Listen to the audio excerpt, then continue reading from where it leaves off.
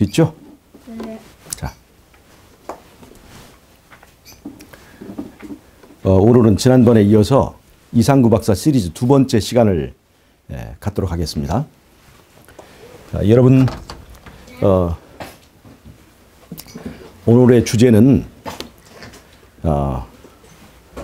무조건적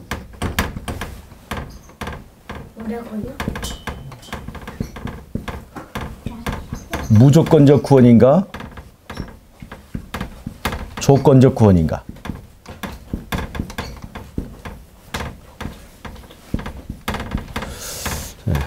무조건적 구원인가? 조건적 구원인가? 하는 문제를 좀 다루도록 하겠습니다.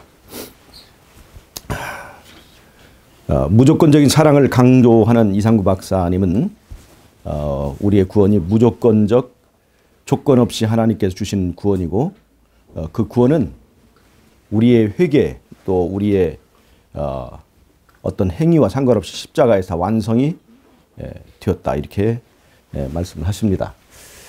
그 말이 어떤 면에서 틀린 말은 아닙니다. 주님께서 우리의 공로를 조건으로 구원을 주시는 것이 아니니까요. 자, 여러분 오늘 무조건적인 구원인가 조건적인 구원인가 그 문제를 한번 좀 따져보도록 하겠습니다.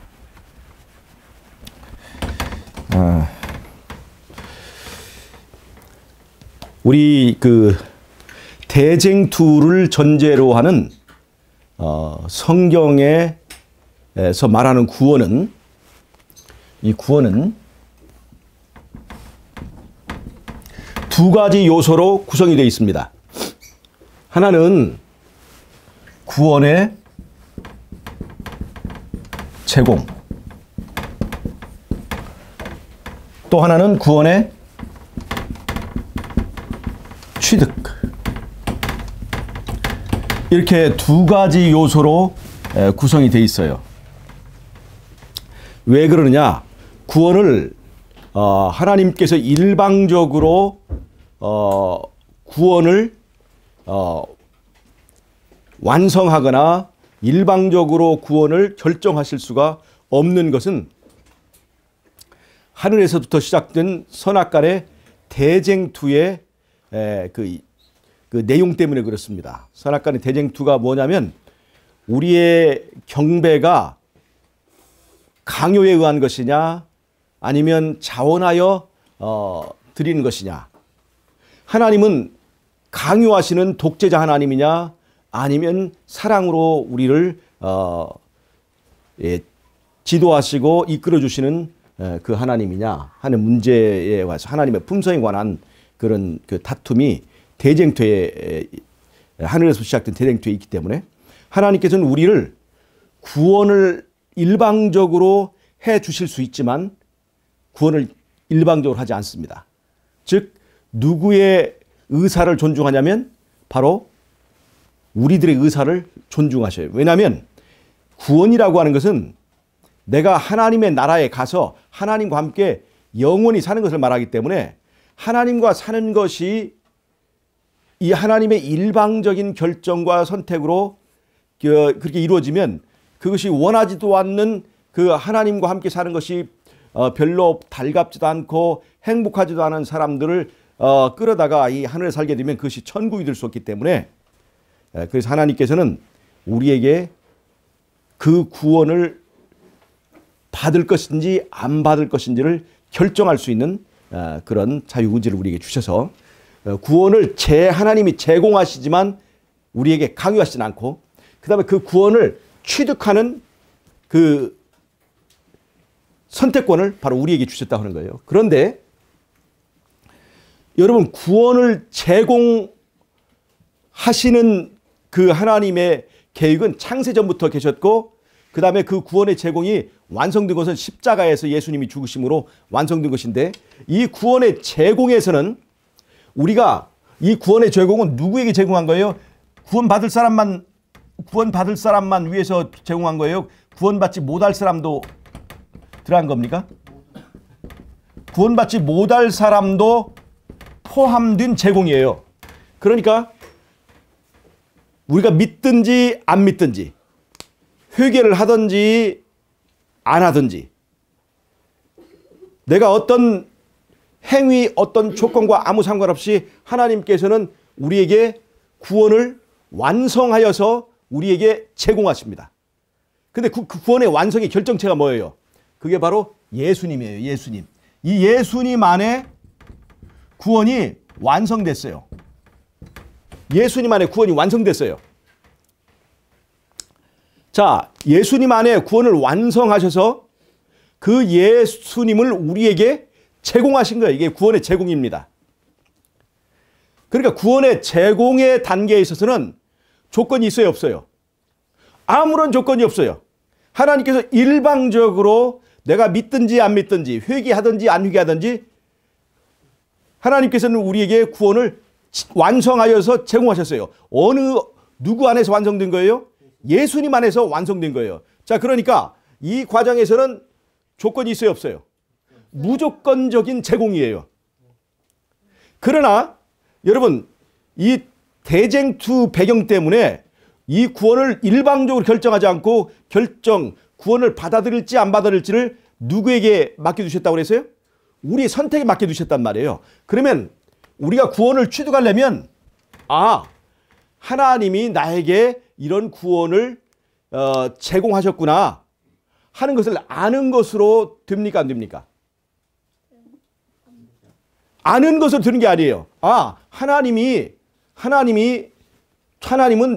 조건적인 사랑을 하시는 분이냐 무조건적인 사랑을 하시는 분이냐 이것에 대한 이해가 바뀌어지는 것이 도움이 될지는 모르지만 그 자체만으로 내 구원이 결정되는 것은 아니에요. 뭐냐? 그러면 뭐냐? 예수님을 내가 받아들여야 되는 거예요. 예수님을. 예수 안에 구원이 완성되어 있고 예수 안에 구원을 담아서 우리에게 주기 때문에 우리가 구원을 받으려면 예수님을 받아야 되는 거예요.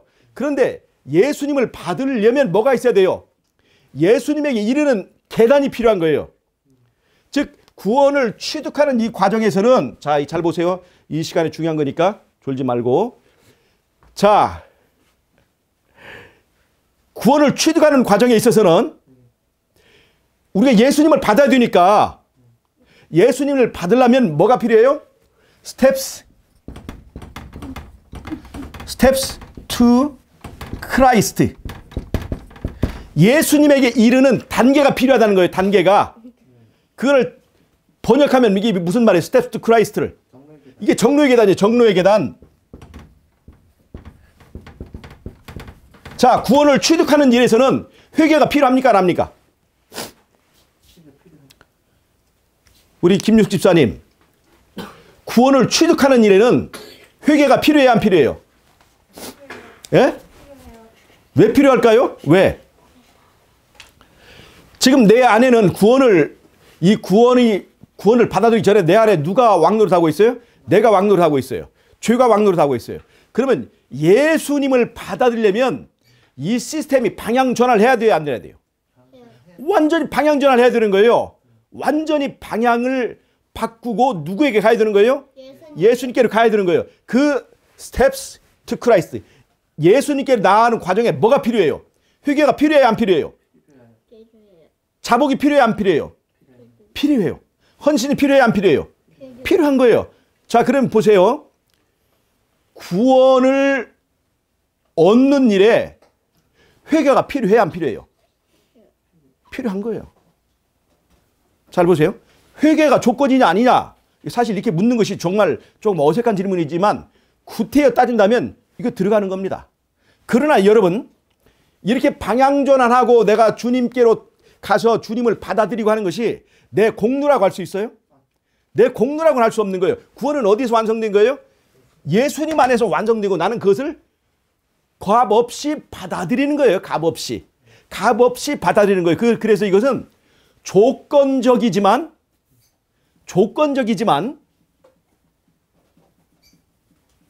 값없이 받는 구원이에요. 이거는.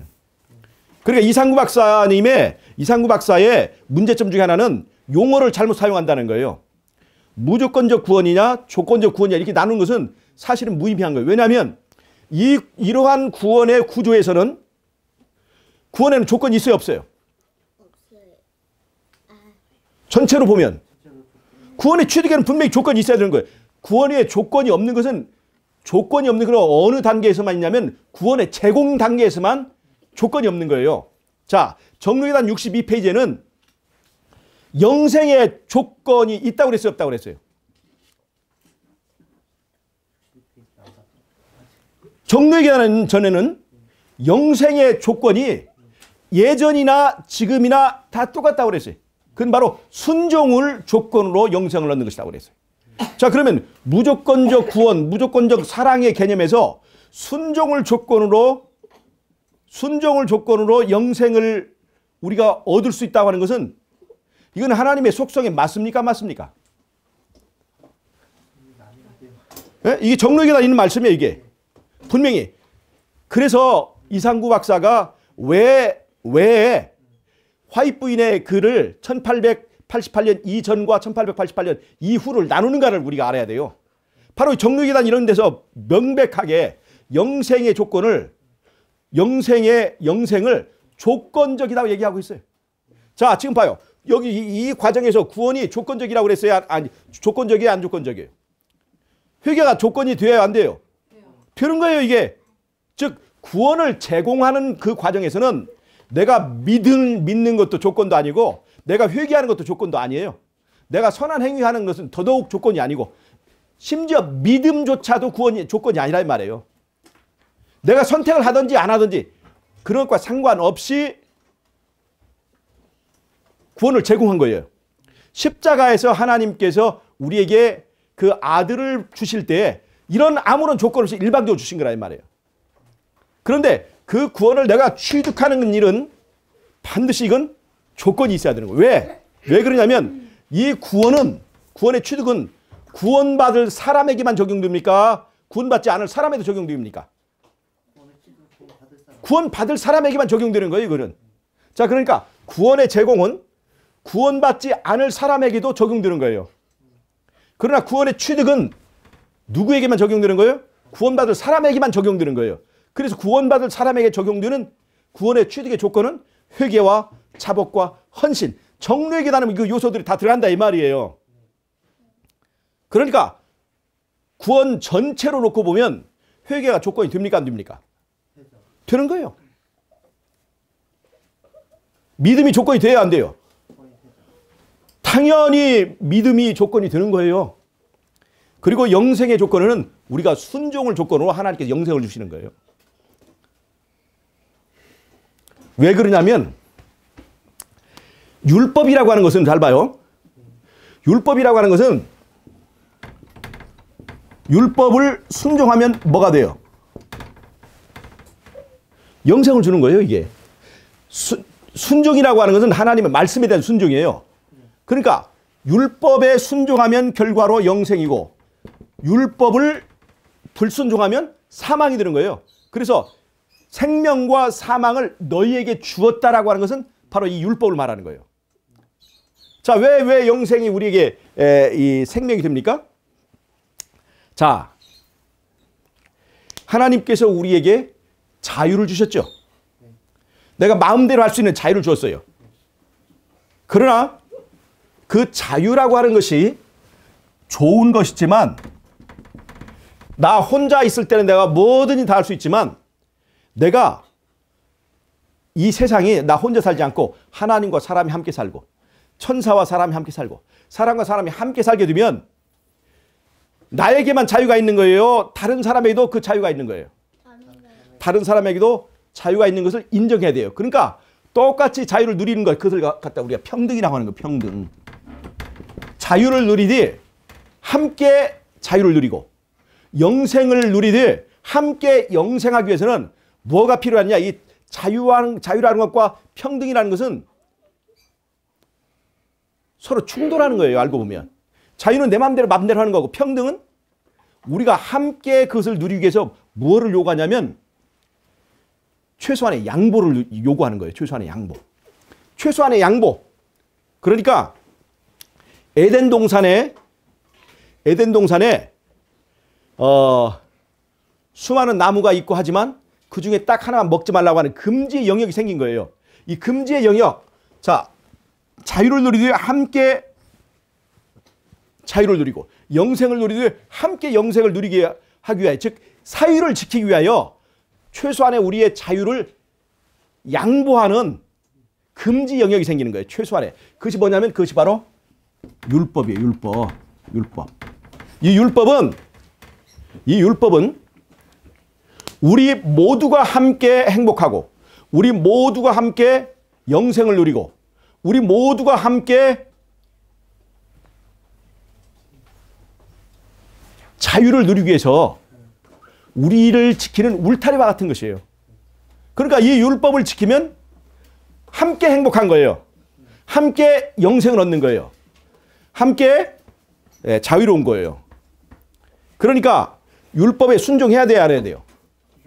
순종해야 되는 거예요. 이 순종의 결과가 우리가 영생이라는 건 나 혼자 사는 것이 아니잖아요. 함께 행복하게 사는 거라 이 말이에요. 그래서 율법에 대한 순종이 영생의 조건이 되는 거예요. 그러니까 율법이 하나님이 우리의 자유를 빼앗는다가 아니라 이 율법을 통해서 우리의 자유를 지켜준다는 거예요, 이게. 자, 그러면 이 율법을 어긴 사람을 어떻게 해야 되겠어요? 법이라고 하는 것은 그것을 집행하는 집행력이 있을 때 법이 되는 거예요. 이 율법을 범하게 되면 율법은 그 범한 죄인에게 무엇을 요구하냐면 생명을 요구하는 거예요. 생명을. 그 생명을 요구하지 않으면 그 죄인을 죽이지 않으면 뭐가 무너지냐면 사회가 무너지는 거예요. 국가가 무너지는 거예요. 그래서 율법을 범한 사람의 생명을 취하는 거예요. 그거는 전체를 지키기 위한 어쩔 수 없는 조치예요. 그런데 이것을 이 율법을 지킬 때 하나님이 일방적으로 하는 게 아니라 이런 사유를 지키기 위하여 너희들 여기에 이 율법, 우리 서로 이 약속을 하는데 서로 율법을 지키고 이 사유를 지키기 위해서 서로 언약하겠느냐라고 하는 언약에 동의한 사람들이 바로 이 율법을 참여하는 거예요. 율법을 지키는. 그래서 이 율법을 뭐라고 하냐면 언약이라고 하는 거예요. 언약. 그냥 무조건 하나님이 그냥 일방적으로 하는 게 아니라 우리가 함께 살기 위해서 이런 것들이 필요한데 너희들 여기에 동의하겠느냐 해서 그 동의를 얻어서 이것을 시행하는 것이 바로 율법이에요. 그러니까 이 율법은 강제성이 있어야 돼요, 없어야 돼요? 있어야 되는 거예요. 그래야 율법이 되는 거예요. 그러니까 강제성 있는 율법을 실행하는 하나님은 바로 그게 공의 하나님인데 이 하나님은 사랑 있는 하나님입니까? 사랑이 없는 하나님입니까? 사랑 있는 하나님이에요. 왜냐하면 전체를 지키기 위하여 이 율법을 집행하는 거예요. 그러면 예수님께서 우리를 구원하실 때 이 율법을 무시하고 구원하셨어요? 율법을 존중해서 구원하셨어요? 율법의 요구대로 모든 값을 치르고 우리를 구원하신 거예요. 바로 그것이 합법적인 구원인 거예요. 자, 이 율법을 강제로 집행하는 것은 하나님의 속성입니까? 사단의 속성입니까? 하나님의 속성인 거예요. 율법은 율법대로 집행하고 그 다음에 그 율법이 요구하는 값을 자신이 하나님의 독생자를 바쳐서 그 값을 다 치르고 하는 것이기 때문에 하나님은 공의도 존중하고 또 인간을 사랑하는 자비도 존중하는 두 가지를 다 충족시키신 거예요. 자, 그러면 이 과정에서 우리가 이 구원의 이 구조를 보면 하나님이 우리에게 구원을 주시는 전체적인 것을 볼 때 그 구원에는 조건이 있습니까? 없습니까? 구원이 있는 거예요. 조건이 있는 거예요. 영생에 조건이 있는 거예요. 그래서 조건적 구원, 조건적 영생이 절대 나쁜 것이 아닌 거예요. 다만 그 영생과 그 구원에 어떤 대가를 하나님이 요구하지 않는다는 것. 그것만 우리가 이해하면 됩니다. 왜냐하면 구원의 완성은 예수님 안에서 하나님이 모든 값을 치러서 이루었어요. 우리는 그 예수님을 받아들이면 돼요. 거기에 아무런 값이 없이 아무런 대가 없이 받아들이기만 하면 되는 거예요. 그러나 조건은 있지만 대가는 없는 거라 우리가 이해를 해야 됩니다. 그래서 이상구 박사의 무조건적인 구원이라는 용어는 잘못된 거예요. 용어 자체가. 자, 그 다음에 또 하나 이런 게 있습니다. 정지영. 그렇게 웃고 싶으면 저쪽에 나가 있어. 알았지? 자, 또 하나 있어요. 무조건적인 구원을 주장하는 이상구 박사는 바로 이 구원의 제공과 관련되어 있는 무조건성을 전체에다 적용한 거예요. 즉 이것을 이렇게 나눠보지 못하고 이 구원의 제공과 관련되어 있는 무조건성을 전부 다에다 적용하는 오류를 범한 거예요. 그러나 구원의 제공은 구원받을 사람과 구원받지 못할 사람을 다 포함한 것이고, 구원의 취득은 구원받을 사람만 적용하는 것이기 때문에 이것을 하나로 통으로 하는 것은 그 적용에 오류가 있는 거예요. 자, 그런데 여러분, 만약에 이런 그 무조건적인 그 구원을 우리의 그 삶에다 적용하면 아주 이상한 결과가 나옵니다. 자, 하나님이 십자가에서 내가 믿든지 믿지 않든지, 회개하든지 회개하지 않든지, 어떤 행위를 하든지 안 행하든지 내가 태어나기 전에 이미 그것을 계획하셨고 그거를 십자가에서 일방적으로 구원을 완성시키셨다. 이렇게 얘기를 하면 사실은 내 자유의지와 상관없이 일방적으로 그냥 구원해 주시면 되는 거예요. 자, 아담과 하와가 창조될 때 아담과 하와가 회개해서 창조됐습니까? 아담과 하와가 하나님을 믿어서 창조됐어요? 믿음도 조건도 아니고 회개도 조건도 아니고 하나님께서 일방적으로 그냥 창조하신 거예요. 뭐 하나님이 그렇게 해버리시면 너무나 쉽잖아요. 이렇게 일방적으로. 그런데 이상구 박사님이 이렇게 무조건적 구원을 얘기하면서도 또 뭘 얘기냐면 자유의지를 주어서 선택하게 했다. 근데 그 선택이라고 하는 것이, 자, 잘 보세요. 제가 이제 백만장자, 억만장자인데 내 아들이 있습니다. 관중에 내 아들이에요. 지영이가 내 딸이란 말이에요.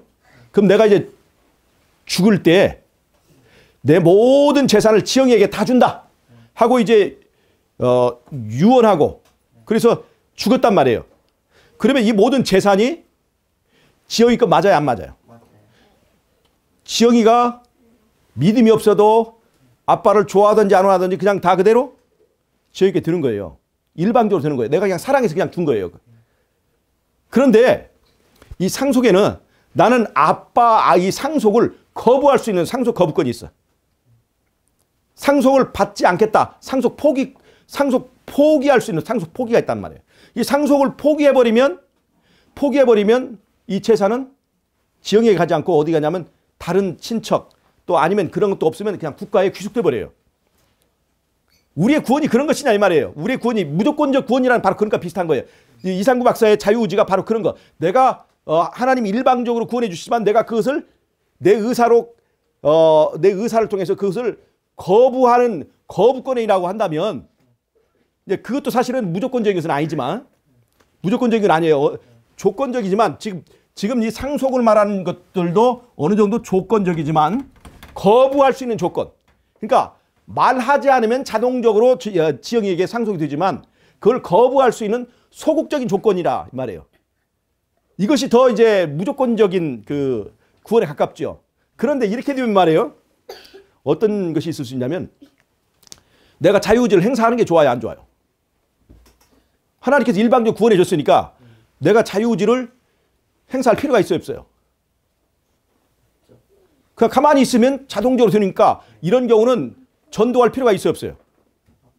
일방적으로 하나님께서 우리를 다 구원해 주셨고 내가 회개도 하지 않고 내가 믿지도 않고 그런 아무런 내 상태와 상관없이 나를 구원해 주신다면 지금 이 상속과 같은 거예요. 그럼 이런 경우는 전도할 필요도 없는 거예요. 왜냐하면 전도해가지고 그 사람이 뭔가 선택하게 되면 이게 문제 생기는 거예요.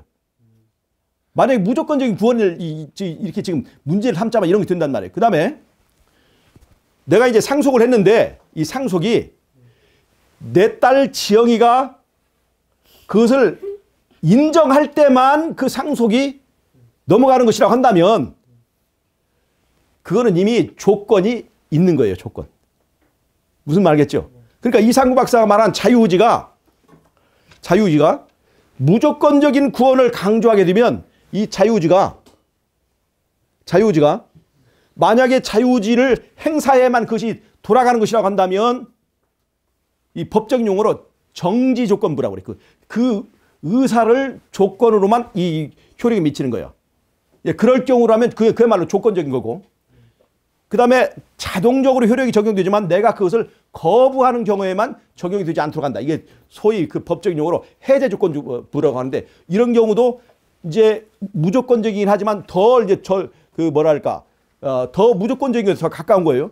근데 이런 경우, 즉 무조건으로 갈 경우 가면 갈수록 뭐가 필요 없냐면 전도를 하면 안 돼. 가만 놔두면 구원이니까 전도해서 선택을 하도록 우리 말할 필요가 없다 이 말이에요. 자, 그래서 이런 오류가 있는 거예요. 그래서 사실 자유의지를 말한다 한다면 무조건적인 구원이라고 하는 말은 이미 그 자체가 의미가 없는 거예요. 다른 더 정확한 표현이 뭐냐면 대가 없는 구원, 대가 없는 사랑, 이것이 정확한 표현이지 조건 없는 구원이다 이렇게 말을 하는 것은 그 용어 자체를 그분이 잘못 선택했고 잘못 이해하고 있다는 거예요. 자기 자신도. 그래서 이 무조건적인 구원, 무조건적인 사랑을 아무데나 집어넣어가지고 이 성도들의 구원에 관한 개념을 굉장히 혼란스럽게 한다는 데도 큰 문제가 있습니다. 자, 잘 보셨죠 이제? 자, 구원의 제공과 구원의 취득을 다 통틀어서 이것이 구원을 이루는데, 이상구 박사는 이 무조건적인 이 원칙을 이 전체에다 적용하는 오류를 범하고 있다는 거예요. 자, 그런데 자, 우리는 이제 우리가 대쟁투를 전제로 하는 구원의 개념을 가지고 있는 그 기별에서는 구원의 제공과 구원의 취득이 적용 원칙이 달라요. 자, 그러면 구원이 제공됐다고 해서 우리의 구원이 확정됐어요, 안 됐어요? 확정이 안 됐어요. 자, 그러니까 내가 오늘 예수님을 받아들일지 안 받아들일지를 선택할 권리도 있지만 오늘 받아들인 예수님을 내일 또 버릴 수가 있어요. 그러니까 일평생 동안 내가 선택해야 되는 거예요. 일평생 동안 결정이 되지 않는 거예요. 누가 결정하지 않기 때문에 그래요. 하나님이 결정하지 않기 때문에 그런 거예요. 내가 결정하지 않기 때문에. 내가 결정하지 않기 때문에 그 결정이 변할 수 있는 거예요. 그러니까 내가 이제 예수님을 믿었지만 다시 또 타락할 수 있어요, 없어요? 타락할 수 있게 돼요. 그럼 다시 또 예수님께 나가야 돼요, 안 나가야 돼요? 그래서 내가 항상 또 다시 이 죄를 짓고 또 짓고 할 수 있는 그런 가능성이 있기 때문에 성소에서의 죄를 처리하는 과정이 필요해요, 안 필요해요? 필요한 거예요. 구원이 예수님 안에서 완성됐지만 누구 안에서는 완성이 안 된 거예요? 내 안에서는 완성이 되지 않은 거예요. 내 안에서의 완성은 은혜의 시기가 다 끝날 때까지, 하나님이 완성됐다고 할 때까지 이것은 완성되지 않기 때문에 이런 것을 전제로 해서 자, 성소에서 이 죄의 문제를 다룹니다. 자, 보세요.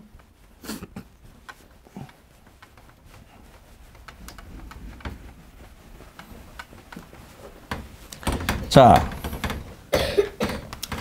성소가 이렇게 구조가 되어 있어요. 뜰이 있고 이 중심에 여기에 번제단이 있고 물두멍이 있고 여기에 성소와 지성소가 있는데 떡상이 있고 촛대가 있고 분향단이 있고 여기 언약궤가 있는데 이 중심으로 언약궤가 지나게 돼 있어요. 이렇게. 자, 이걸 보세요. 이 번제단은 정사각형입니다. 그러니까 정사각형이라고 하는 것은 직사각형과 마름모의 성질을 합친 거예요, 이게. 직사각형이라는 게 뭐예요? 직사각형. 직사각형은 내 각이 같은 것을 직사각형이라고 하는 거예요. 내 각은 같지만 내 변은 같지 않을 수가 있어요. 그것이 바로 직사각형이에요. 그 다음에 마름모는 내 변이 같은 거예요. 내 변이. 내 변은 같지만 내 각이 다를 수가 있는 거예요. 그런데 직사각형이면서 마름모인 것을 뭐라고 그러냐면 정사각형이라고 하는 거예요. 정사각형. 직사각형도 되고 마름모도 되는 것을 정사각형이라는 거예요. 이 정사각형은 내 편이 다 같아야 되고 내 각도 같아야 돼. 그러니까 이거는 전후 좌우로 완전한 치우침이 없는 하나의 도형을 이루고 있는데 이거는 바로 치우침이 없는 하나님의 율법을 상징하는 거예요. 그러니까 여기서 만약에 한 변의 길이를 여기 조금만 1cm만 줄여도 이거는 이미 정사각형이 이 각과 편이 다 망가지는 거예요. 그래서 조금도 손댈 수 없는 율법의 성질을 나타내고 있어요. 그래서 번제단은 이 율법을 나타냅니다. 여기에 위에다 뭐가 놓여지냐면 재물이 놓여져. 재물이. 율법 위에다 재물이 놓여져요. 즉 번제단 위에 재물이 왜 놓여지느냐? 바로 율법의 요구를 충족하기 위하여 재물이 놓여지는 거예요. 그 율법의 요구는 완전한 재물을 원합니까? 불완전한 재물을 원합니까? 완전한 재물을 원하는 거예요. 그래서 예수 안에 있는 구원은 완전한 겁니까? 불완전한 겁니까?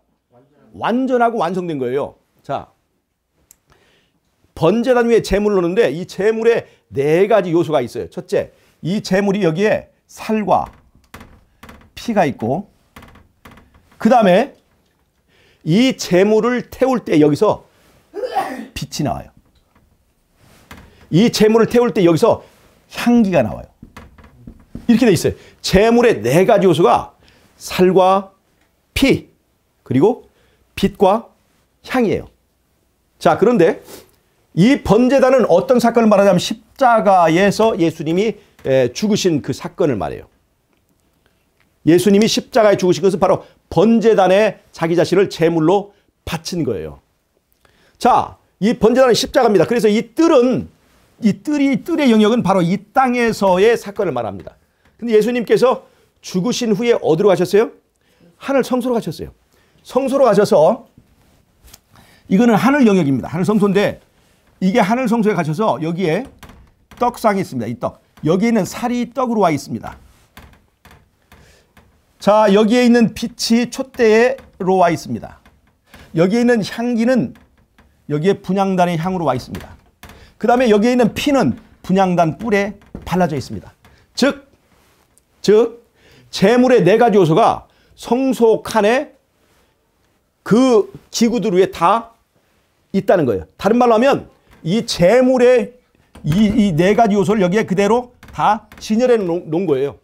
분향단과 떡상과 촛대는 바로 제물에 합치면 하나의 제물이 되는 거예요. 그 다음에 제물 아래에 있는 게 뭐예요? 번제단이죠. 정사각형이죠. 자, 이게 성소 칸에 있는 것은 제물을 말하는 거예요. 그 제물 여기에 있는 것이 이 지성소가 어떻게 되냐면 이 정사각형이에요. 이게 정사각형. 지성소가 정사각형이에요.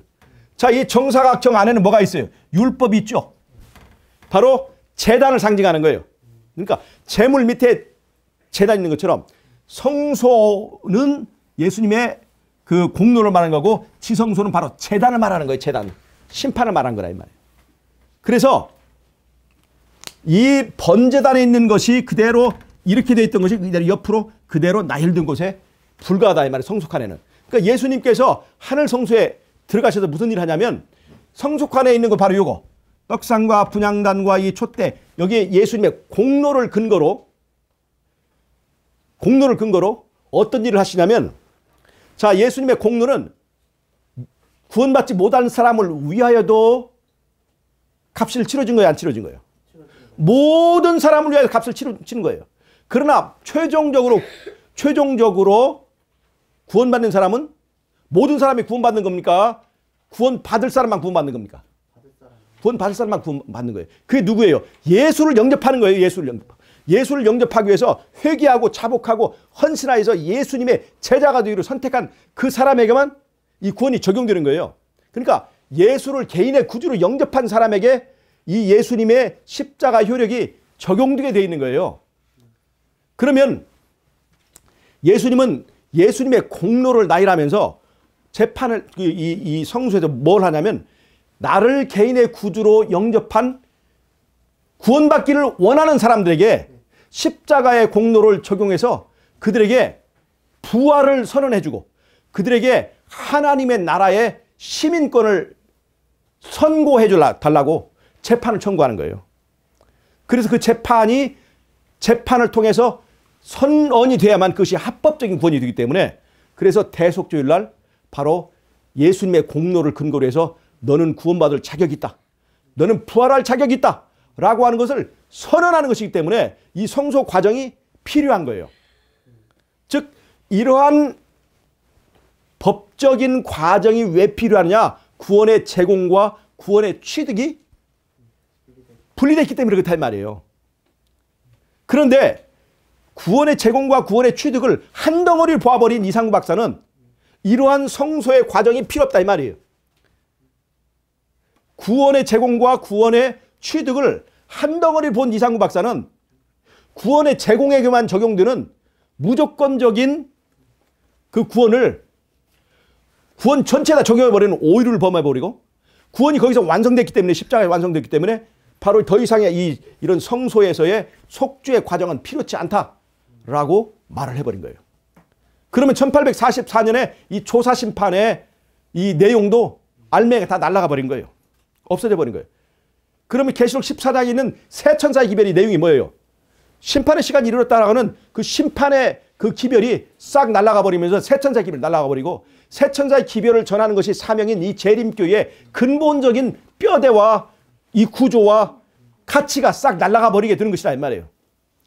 그러니까 무조건적인 사랑이라고 하는 것을 그 허울 좋은 미명 아래 이 재림교회의 존재 의미를 싹 없애버리는 것이 바로 그 이상구 박사의 무조건적인 그 사랑이라고 하는 그런 허울 좋은 그런 이 기별이라는 거예요. 자, 이해가 가십니까? 그래서 정말로 주의해야 되는 거예요. 자, 출애굽했습니다. 여기 애굽이고 여기 가나안입니다. 여기 그 다음에 뭐가 있어요? 광야가 있죠. 애굽을 떠났습니다. 구원 받았습니까? 구원 분명히 받은 거예요. 그러나 구원의 확정은 아닌 거예요. 왜냐하면 광야를 지나서 가나안을 가는데 광야를 지나는 동안은 애굽으로 돌아갈 수 있어요? 없어요? 돌아갈 수 있는 거예요. 즉 요단강을 건너서 가나안이라고 하는 정착을 하기 전까지는 그들은 언제든 돌아갈 수 있는 거예요. 그래서 이 애굽의 장자 재앙이 바로 십자가의 사건을 말하는 유월절 사건이죠. 십자가로 구원이 완성된 것이 아니에요. 이제 출애굽을 시작한 거예요. 자, 그러니까 구원의 제공과 구원의 취득을 나눠서 보는 이런 그 사고방식으로는 십자가는 그것을 근거로 해 우리의 구원이 성소에서 시작되는 것을 말하는 것인데 그런 것을 나누어 볼 줄 모르고 통으로 보는 사람은 십자가 구원이 다 이뤘는데 무슨 속죄가 필요하냐 라고 하는 거예요. 자, 십자가에서 속죄가 다 완성됐다라고 얘기를 해버리니까 무엇과 충돌해요? 이상구 박사의 기별이 예언의 신과 기별이 충돌하는 거예요. 1844년부터 1888년까지는 근 44년간의 기간 동안 선지자를 통해서 하나님께서 기별을 주셨단 말이에요. 1888년부터 화이트부인이 돌아가신 1917년 15년까지는 사실 약 17년 27년밖에 기간이 안 되죠. 27년밖에 40년과 약 예언의 신의 3분의 2를 부정해버리는 거예요. 자, 이러한 그 근거를, 이러한 기별의 뿌리를 갖고 있는 이상구 박사의 기별이 제일 장애물이 뭐냐면 바로 예언의 신과의 충돌이에요. 화이트부인의 기별과 충돌하는 겁니다. 예언의 신의 3분의 2가 이 이상구 박사에 의해서 완전히 절단이 나버린 거예요. 왜 그러냐? 예언의 신이 충돌하니까 예언의 신이 있는 날 이분의 기별이 바로 설 수가 없으니까 예언의 신을 없앴으면 딱 좋겠는데 예언의 신을 없앤 다음에 이 재림교회에서는 자체가 인정이 안 되니까 그것을 교묘히 빠져나가는 것이 뭐냐면 1888년 이전의 그 화이트의 기별은 잘못된 거다. 잘못된 거다. 1888년 이후의 것들만 올바른 것이다. 이렇게 선별적 인정을 하게 됐다는 거예요. 이게 다른 말로 하면 이게 무슨 화이트부인이 뭐 겸손하게 회개를 했네 뭐 그 해서 그게 참 선지자나 이렇게 말하지만 그건 선지자의 기능을 그 말하는 선지자의 전제 조건을 우리가 올바르게 알면 완전히 우리 화이트부인의 선지성을 부정해버리는 거예요. 왜냐? 선지자라고 하는 것은 그 사람의 신앙을 말하는 거예요. 그 사람의 신앙이나 그 사람의 주장을 말하는 거예요. 그 사람을 통해서 말씀하시는 하나님이 배후에 있다는 겁니까? 하나님이 배후에 있고 그 기별들은 그 선지자의 기별이 아니라 하나님의 기별이라는 것이기 때문에 그분이 여자라도 우리가 무시하지 않고 그가 못 배웠더라도 무시하지 않고 그 배후에 있는 하나님의 음성을 우리가 듣는 거란 말이에요. 그러면 화이트부인이 1888년 이후부터 선지자입니까? 1844년부터 선지자예요. 그러면 그에게 기별을 주시는 하나님이 실수하셨습니까? 그래서 이거는 화입부인의 기별이 오류라고 말해버리면 바로 누구에게 이 저기를 그 과오를 돌리냐면 하나님에 돌려버리는 거예요. 이거는 만약에 이것이 사실이라면 화입부인은 선지자가 아닙니다. 그리고 누가 선지자냐? 화입부인을 깨닫게 했던 존스와 와그너가 선지자인 거예요. 아무리 이상구 박사가 화입부인은 참 정직한 선지자라고 하지만 그건 정직한 신자가 될 수는 있을지 모르지만 정직한 하나님께 쓰시는 도구로서의 그릇은 아닌 거예요. 하나님이 틀렸다 하는 얘기예요. 이게 이상구 박사가. 이 말은 무슨 말이냐? 자기 기별을 입증하는데 도움이 되는 그 부분은 받아들이고 도움이 되지 않는 그 부분은 부정하는 이 교묘한 형태예요. 자기 입맛에 맞으면 선지자고 입맛에 맞지 않으면 선지자가 아니라는 거 부정하는 거랑 똑같은 거예요. 이게. 그래서 이게 재림교회의 신앙의 뿌리를 흔들어 버리는 것이 바로 이상구 박사의 지금 이 기별이기 때문에 우리가 이것을 신중하게 우리가 살피고 이런 것들이 우리에게 지금 닥쳐온 이 시대의 하나의 흔들림이라고 보면 좋겠습니다. 그 다음에 그러면 1888년 이전에 있던 이 조사심판의 교리라든가 또 율법에 대한 이 교리라든가 이런 것들이 다 틀렸다고 선언을 해버린단 말이에요. 담대하게. 그럼 1893년, 1888년 지난 1893년의 그 기별이 이상구 박사의 기별을 지지하냐? 그렇지 않아요. 이 세천사의 기별에는 반드시 조사심판의 그 기별이 거기에 들어가 있게 돼 있어요. 이 조사심판의 이 심판의 기별이 1844년에서 1915년 화입부인이 돌아가실 때까지 변하지도 않을 뿐만 아니라 이 조건적 구원, 조건적 영생의 이 기별이 화입부인 생전에 버젓이 책으로 나가 있고 절대로 화입부인이 정말 회개해서 이 기별을 부정했더라면 이런 것들을 책으로 내보낼 수가 없는 그런 것인데 전혀 앞뒤가 맞지 않는 얘기를 하고 있는 것입니다.